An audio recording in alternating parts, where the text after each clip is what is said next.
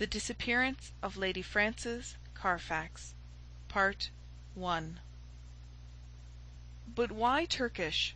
asked Mr. Sherlock Holmes, gazing fixedly at my boots. I was reclining in a cane-backed chair at the moment, and my protruded feet had attracted his ever-active attention. "English," I answered in some surprise. "I got them at Latimer's, in Oxford Street." Holmes smiled with an expression of weary patience. "The bath," he said. "The bath. Why the relaxing and expensive Turkish, rather than the invigorating home-made article?" "Because for the last few days I have been feeling rheumatic and old. A Turkish bath is what we call an alterative in medicine, a fresh starting point, a cleanser of the system. By the way, Holmes," I added, "I have no doubt the connection between my boots and a Turkish bath is a perfectly self-evident one to a logical mind, and yet I should be obliged to you if you would indicate it." "The train of reasoning is not very obscure, Watson," said Holmes, with a mischievous twinkle. "It belongs to the same elementary class of deduction which I should illustrate if I were to ask you who shared your cab in your drive this morning." "I don't admit that a fresh illustration is an explanation," said I, with some asperity. "Bravo, Watson! A very dignified and logical remonstrance. Let me see, what were the points? Take the last one first, the cab. You observe that you have some splashes on the left sleeve and shoulder of your coat. Had you sat in the centre of a hansom, you would probably have had no splashes, and if you had, they would certainly have been symmetrical. Therefore it is clear that you sat at the side. Therefore it is equally clear that you had a companion." "That is very evident." "Absurdly commonplace, is it not?" "But the boots and the bath?"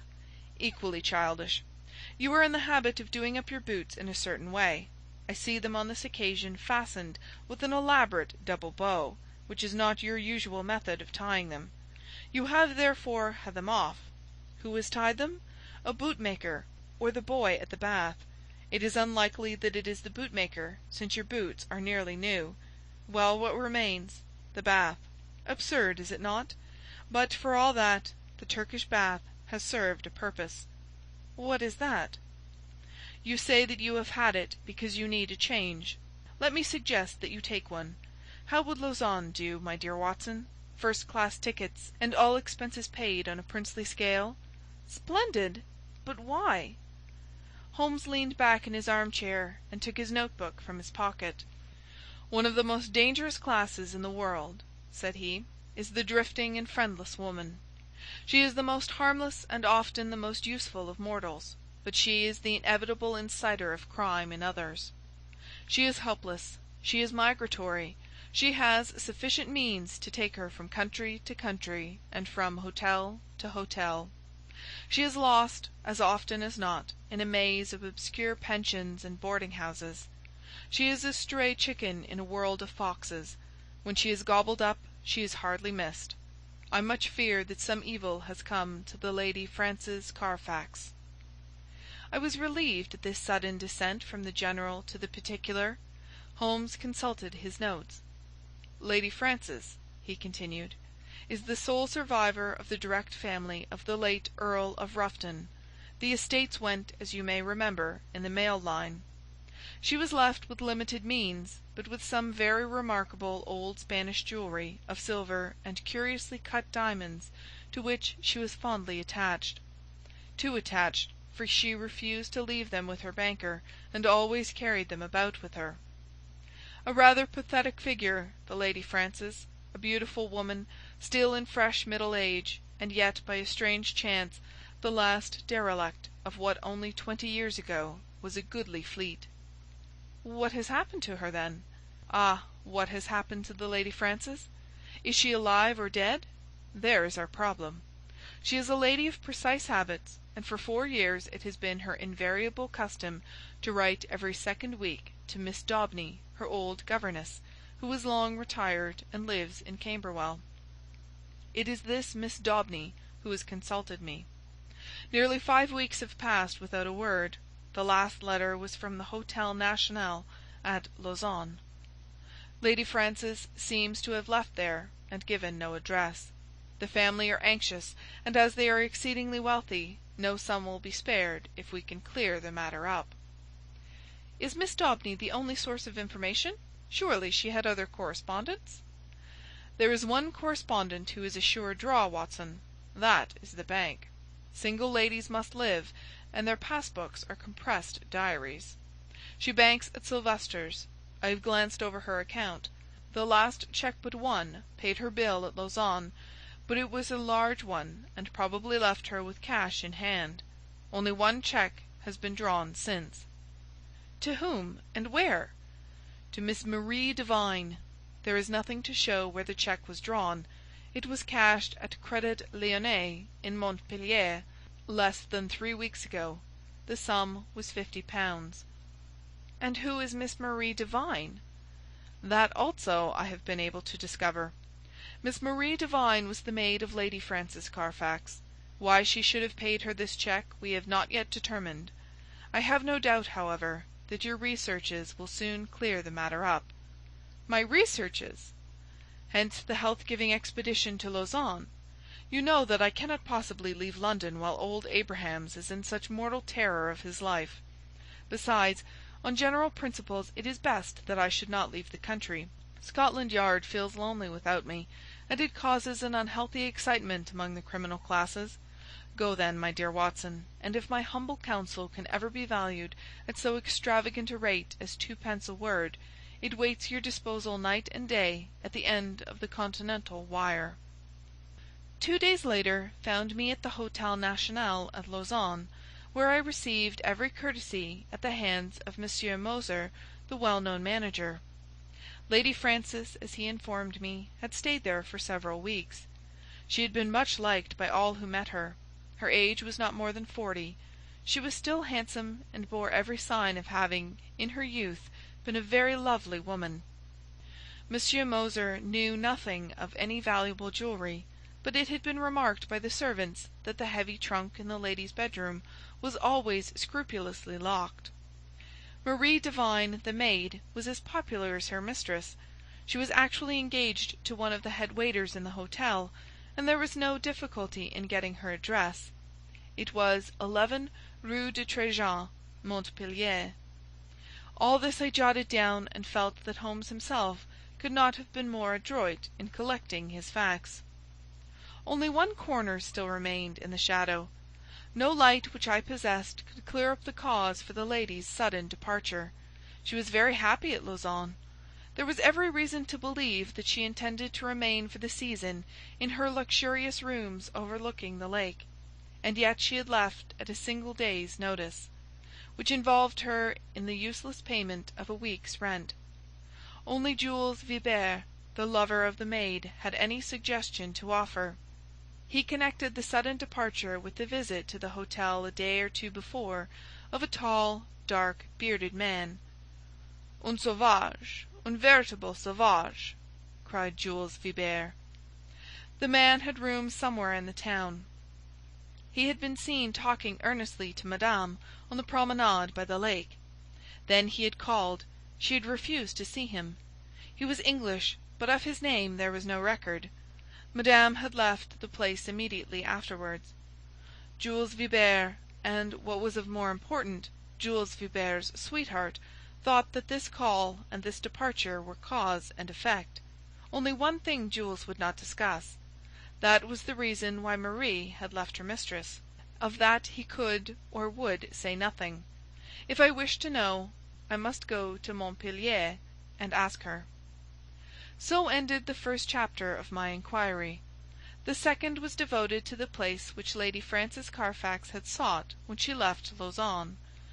Concerning this there had been some secrecy, which confirmed the idea that she had gone with the intention of throwing someone off her track. Otherwise, why should not her luggage have been openly labelled for Baden? Both she and it reached the Rhenish Spa by some circuitous route. This much I gathered from the manager of Cook's local office. So to Baden I went, after dispatching to Holmes an account of all my proceedings, and receiving in reply a telegram of half-humorous commendation. At Baden the track was not difficult to follow. Lady Frances had stayed at the Englischer Hof for a fortnight. While there she had made the acquaintance of a Dr. Schlesinger and his wife, a missionary from South America. Like most lonely ladies, Lady Frances found her comfort and occupation in religion.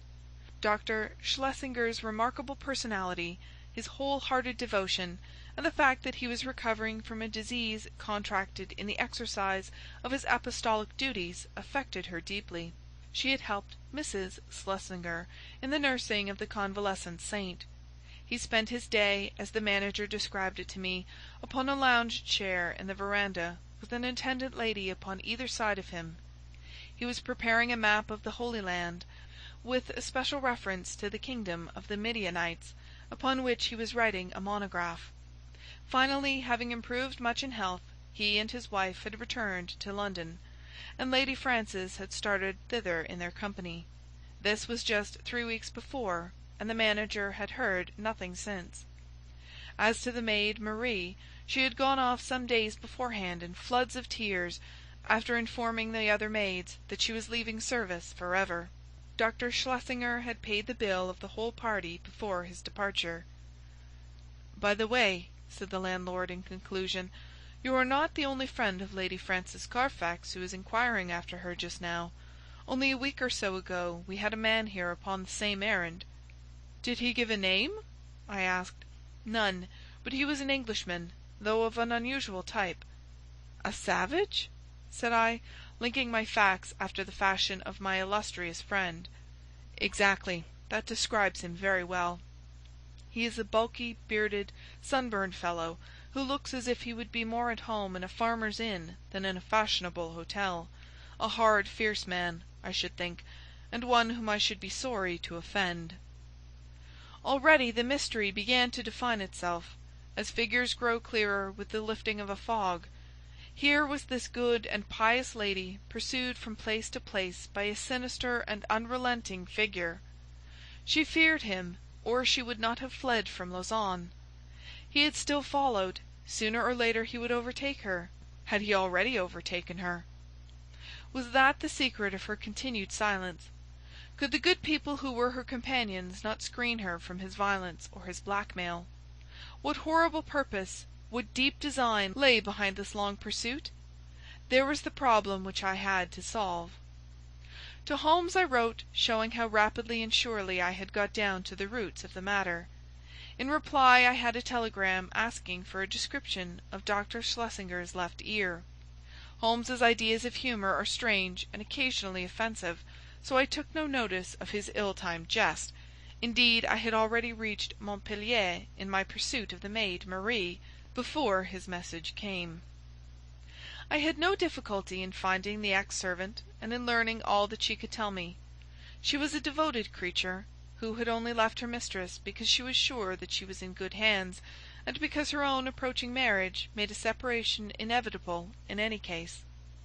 Her mistress had, as she confessed with distress, shown some irritability of temper towards her during their stay in Baden, and had even questioned her once as if she had suspicions of her honesty, and this had made the parting easier than it would otherwise have been. Lady Frances had given her £50 as a wedding present. Like me, Marie viewed with deep distrust the stranger who had driven her mistress from Lausanne. With her own eyes she had seen him seize the lady's wrist with great violence on the public promenade by the lake. He was a fierce and terrible man. She believed that it was out of dread of him that Lady Frances had accepted the escort of the Schlesingers to London. She had never spoken to Marie about it, but many little signs had convinced the maid that her mistress lived in a state of continual nervous apprehension. So far she had got in her narrative, when suddenly she sprang from her chair, and her face was convulsed with surprise and fear. "See!" she cried, "the miscreant follows still! There is the very man of whom I speak!" Through the open sitting-room window I saw a huge, swarthy man with a bristling black beard walking slowly down the centre of the street and staring eagerly at the numbers of the houses. It was clear that, like myself, he was on the track of the maid. Acting upon the impulse of the moment, I rushed out and accosted him. "You are an Englishman," I said. "What if I am?" he asked with a most villainous scowl. "May I ask what your name is?" "No, you may not," said he with decision. The situation was awkward, but the most direct way is often the best. "Where is the Lady Frances Carfax?" I asked. He stared at me in amazement. "What have you done with her? Why have you pursued her? I insist upon an answer," said I. The fellow gave a bellow of anger and sprang upon me like a tiger. I have held my own in many a struggle, but the man had a grip of iron and the fury of a fiend. His hand was on my throat, and my senses were nearly gone before an unshaven French ouvrier in a blue blouse darted out from a cabaret opposite with a cudgel in his hand and struck my assailant a sharp crack over the forearm, which made him leave go his hold. He stood for an instant fuming with rage and uncertain whether he should not renew his attack. Then with a snarl of anger he left me and entered the cottage from which I had just come. I turned to thank my preserver, who stood beside me in the roadway. "Well, Watson," said he, "a very pretty hash you have made of it. I rather think you had better come back with me to London by the night express." An hour afterwards, Sherlock Holmes, in his usual garb and style, was seated in my private room at the hotel. His explanation of his sudden and opportune appearance was simplicity itself, for, finding that he could get away from London, he determined to head me off at the next obvious point of my travels. In the disguise of a working man, he had sat in the cabaret waiting for my appearance. "And a singularly consistent investigation you have made, my dear Watson," said he. "I cannot at the moment recall any possible blunder which you have omitted. The total effect of your proceeding has been to give the alarm everywhere, and yet to discover nothing." "Perhaps you would have done no better," I answered bitterly. "There is no perhaps about it. I have done better. Here is the Honourable Philip Green, who is a fellow lodger with you in this hotel, and we may find him the starting point for a more successful investigation." A card had come up on a salver, and it was followed by the same bearded ruffian who had attacked me in the street. He started when he saw me. "What is this, Mr. Holmes?" he asked. "I had your note, and I have come. But what has this man to do with the matter?" "This is my old friend and associate, Dr. Watson, who is helping us in this affair." The stranger held out a huge sunburned hand, with a few words of apology.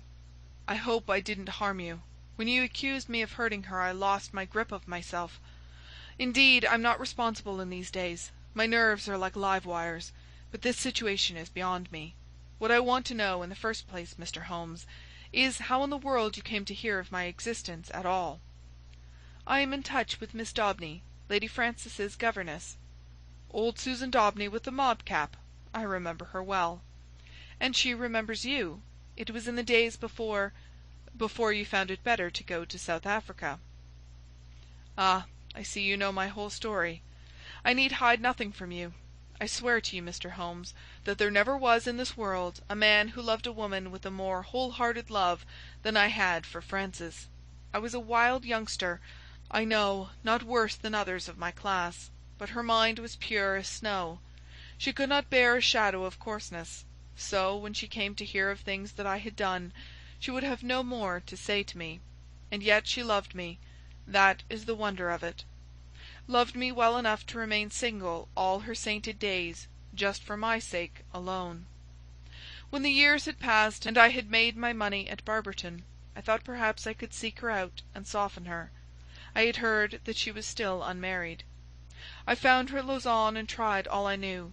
She weakened, I think, but her will was strong, and when next I called she had left the town. I traced her to Baden, and then after a time heard that her maid was here. I'm a rough fellow, fresh from a rough life, and when Dr. Watson spoke to me as he did, I lost hold of myself for a moment. But for God's sake tell me what has become of the Lady Frances." "That is for us to find out," said Sherlock Holmes, with peculiar gravity. "What is your London address, Mr. Green?" "The Langham Hotel will find me." "Then may I recommend that you return there, and be on hand in case I should want you? I have no desire to encourage false hopes, but you may rest assured that all that can be done will be done for the safety of Lady Frances. I can say no more for the instant. I will leave you this card so that you may be able to keep in touch with us. Now, Watson, if you will pack your bag, I will cable to Mrs. Hudson to make one of her best efforts for 2 hungry travellers at 7:30 to-morrow." End of The Disappearance of Lady Frances Carfax, Part 1.